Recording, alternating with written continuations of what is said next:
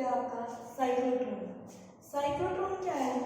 Cyclotron एक machine है जो पॉजिटिवली चार्ज पार्टिकल्स को एक्सेलरेट करती है। ठीक है, ये साइक्लोट्रॉन जो है आपका, ये पार्टिकल को क्या करता है बेटा? एक्सेलरेट। बिल्कुल आराम से समझना बेटा।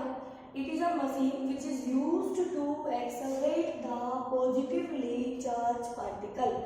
For example, कौन कौन से चार्ज पार्टिकल हमारे पास पॉजिटिवली चार्ज? प्रोटॉन है, अल्फा पार्टिकल है बेटा, या पॉजिटिव आयन ले सकते हैं हम।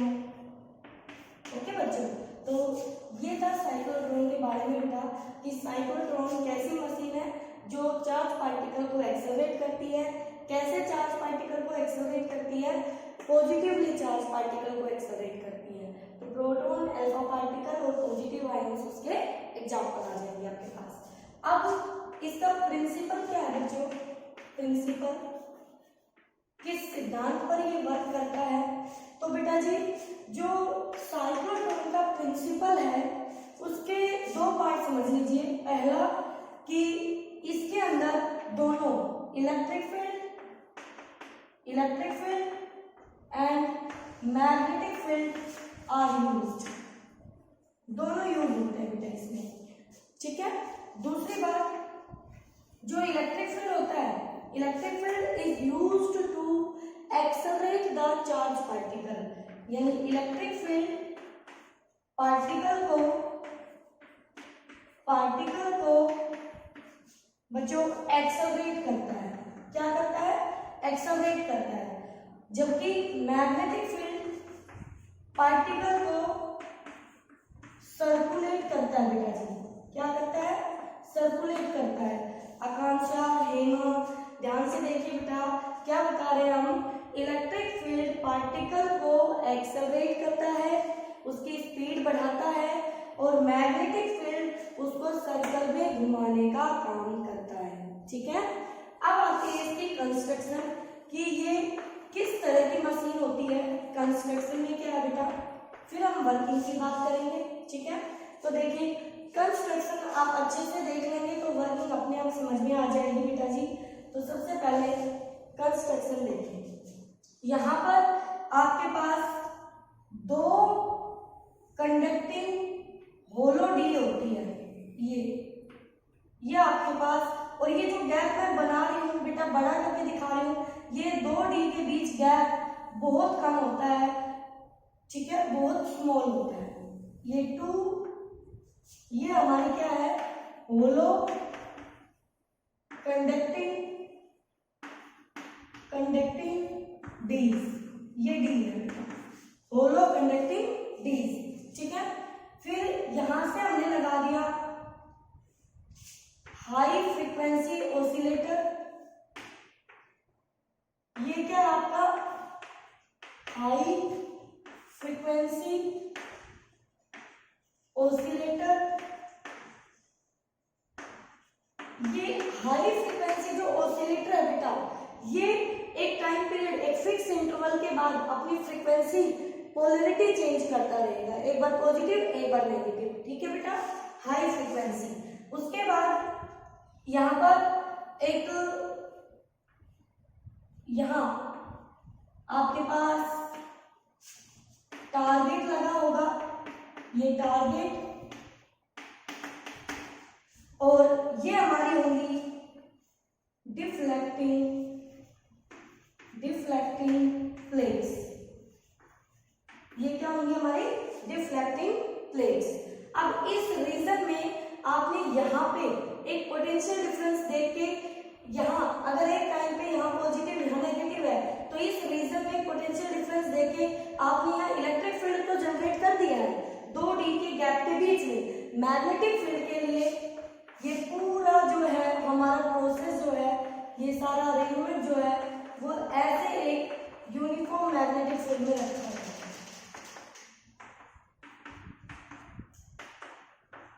ये देखिए, ठीक है, तो यहाँ अब आपके पास मैग्नेटिक और इलेक्ट्रिक दोनों फील्ड प्रेजेंट है। ओके, अब आप मान लीजिए अपने पार्टिकल यहाँ ले रखा है सेंटर पर।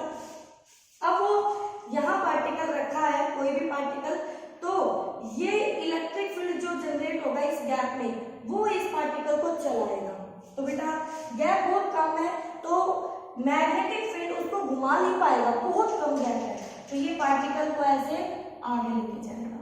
ठीक है, अब मैग्नेटिक फील्ड अंदर और वेलोसिटी ऐसे, तो फोर्स ऊपर लग रहा है और पॉजिटिव चार्ज पार्टिकल पे जो डायरेक्शन फोर्स की आती है उसी डायरेक्शन में पार्टिकल घूमेगा। तो इस रीजन में ये होलो कंडक्टिंग डीज है और होलो कंडक्टिंग डी के अंदर इलेक्ट्रिक फील्ड 0 होगा और मैग्नेटिक फील्ड वहां उस पार्टिकल को घुमाने का काम करेगा। ठीक है बेटा, तो ये उसको ऐसे घुमाएगा। ओके, फिर घुमाने के बाद यहाँ फिर से गैप आ गया। अब पॉजिटिव चार्ज पार्टिकल है, जब यहाँ पे बैठा था तो नेगेटिव ने खींच लिया। अब एक हाफ सर्कल पूरा होने के बाद पोलैरिटी चेंज, इसकी नेगेटिव इसकी पॉजिटिव, अब ये इस तरफ एक्सेलरेट होगा, तो अब ये ऐसे आएगा बेटा, फिर सर्कुलेट होगा इस तरह से। ये पार्टिकल आपका इस डी के अंदर एक्सेलरेट होगा और डी के बाहर, सॉरी सर्कुलेट होगा और डी के बाहर आपका एक्सेलरेट होगा। ठीक है, और बेटा धीरे धीरे जो एक सर्कुलर पाथ आप देख रहे हैं ये आपके क्लोज आते जाएंगे।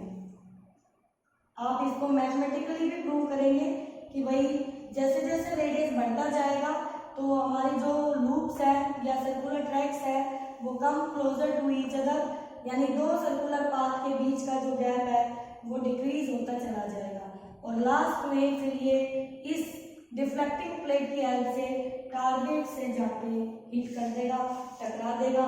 यानी इस रीजन में आप उसको, यहाँ पर आप उसको काइनेटिक एनर्जी बढ़ा रहे हो, एक्सेलरेट कर रहे हो, स्पीड बढ़ा रहे हो, तो इस रीजन में उसकी काइनेटिक एनर्जी इंक्रीज कर रहे हो, तो एक लिमिट तक आप उसकी एनर्जी बढ़ा सकते हो। ठीक है बेटा, ये पूरा इसका कंस्ट्रक्शन था। अब हमें क्या देखना है कि जो फील्ड इसको सर्कुलेट कर रहा था हम वहां से देखेंगे, तो सर्कुलेट कर रहा था, सर्कल में घूम रहा है, सर्कल में घूमने के लिए नेसेसरी सेंट्रीपिटल फोर्स हमें कहां से मिलेगा, मैग्नेटिक फील्ड से मिलेगा। कहां से मिलेगा बेटा, मैग्नेटिक फील्ड से मिलेगा। हाँ जी बेटा, क्लियर है? तो ये कंस्ट्रक्शन समझ आ गई होगी आप सभी बच्चों को, सारे पॉइंट क्लियर है, इसका क्या काम है। ठीक है, अब देखिए इसकी थ्योरी में, थ्योरी की बात करते हैं, तो थ्योरी में क्या है बेटा, जो नेसेसरी सेंट्रीपिटल फोर्स है, सेंट्रीपिटल फोर्स है वो हमें मैग्नेटिक फोर्स से मिलेगा। ठीक है, तो सेंट्रीपिटल फोर्स होता है mv²/r, जिस ऑर्बिट पे घूम रहा है सर्कुलर पाथ में, इक्वल टू qvb। ठीक है बेटा, एक v से v कैंसिल हो गया, तो r रेडियस निकालनी है, तो रेडियस उधर चली गई, mv/b।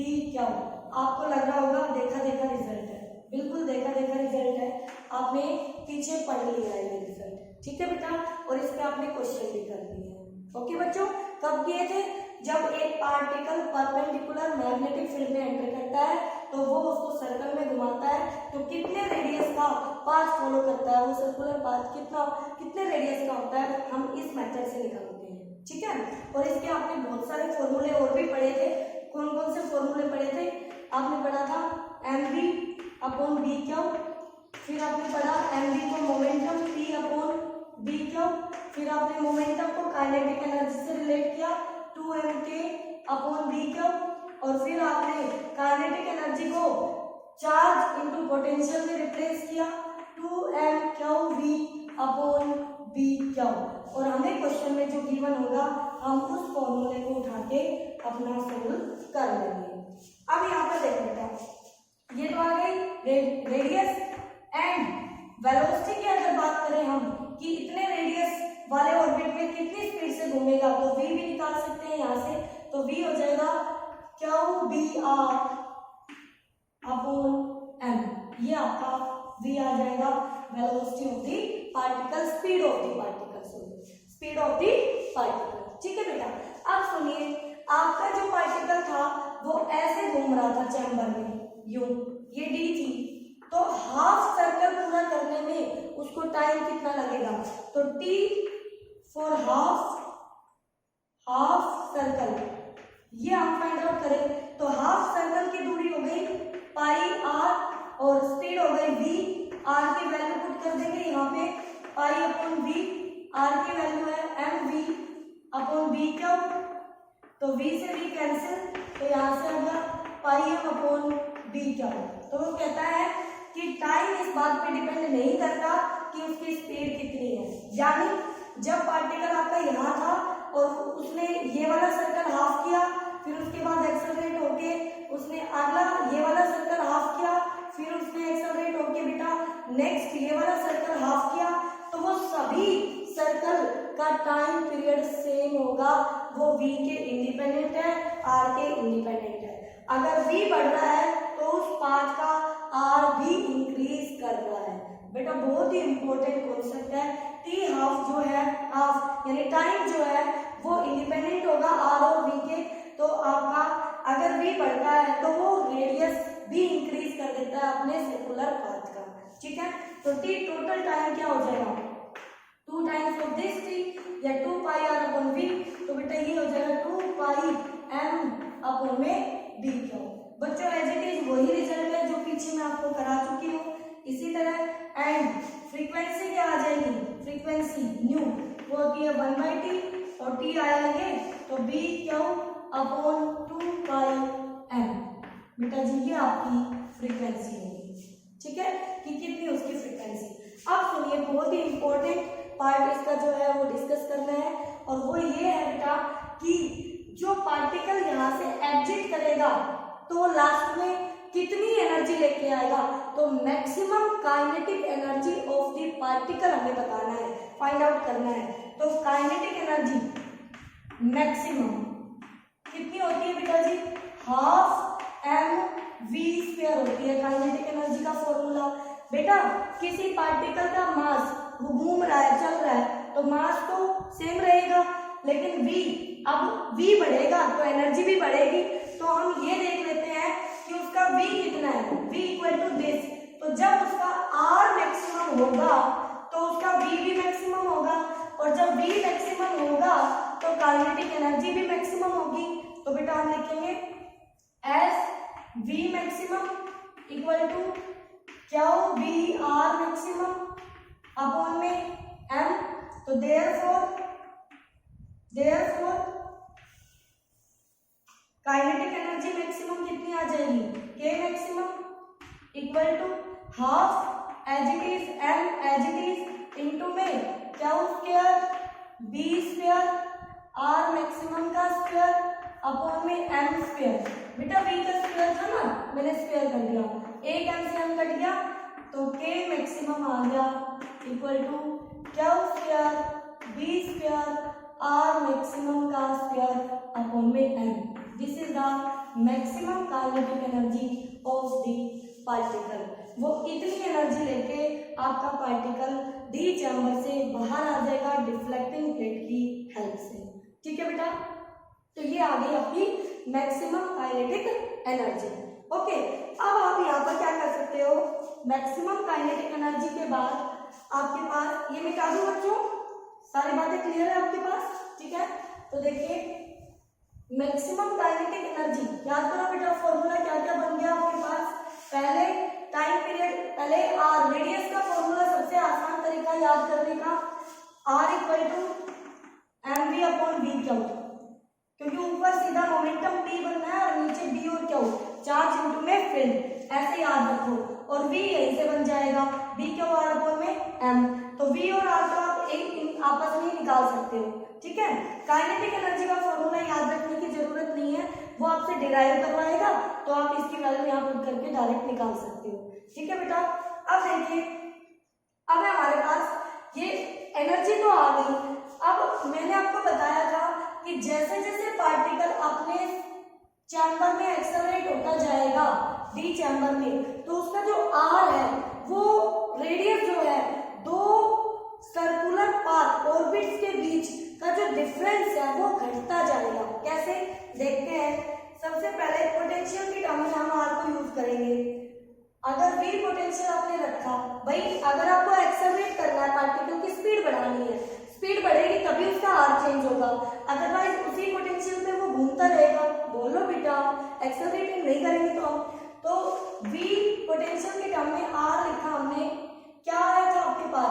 सिर्फ यहीं से देख लो, m equal to M B equal to P, P equal to under root 2m के under root 2m Q V, under root 2m Q V upon में बी क्यू।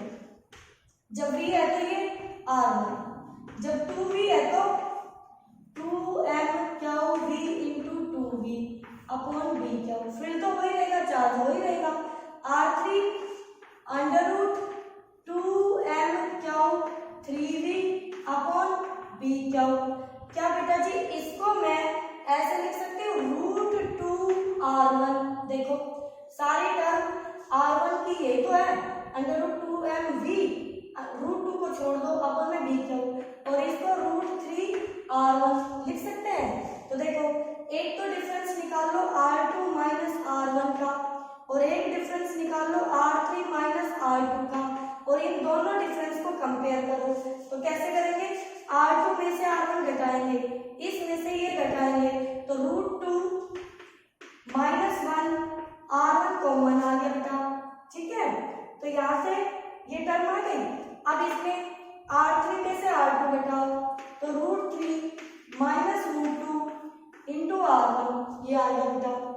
तो देखो ये जो डिफरेंस आया है, ये डिफरेंस ज्यादा, ये देखो 1.4 माइनस 1 यानी कि 0.4 r1 आया, और यहाँ से 1.732 माइनस 1.4, 7 में से 1.4 यानी 0.3 कुछ आया। तो बेटा ये 0.4 आया, और ये रफली 0.4 r1 आया, और ये रफली 0.3 r1 आया।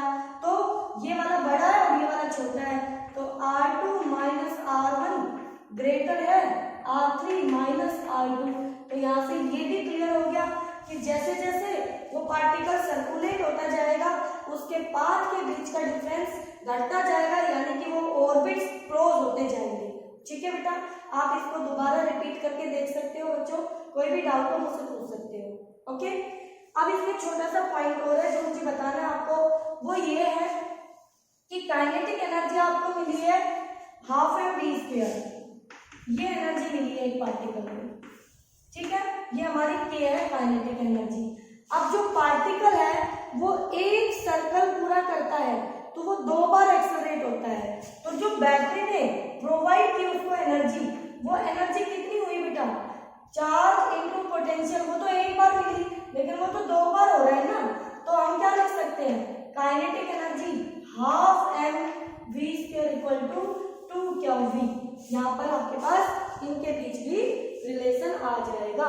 ठीक है बेटा, तो साइक्लोट्रॉन का टॉपिक कंप्लीट होता है, बट इसके न्यूमेरिकल हम नेक्स्ट वीडियो में करेंगे। ठीक है, तो आप यहाँ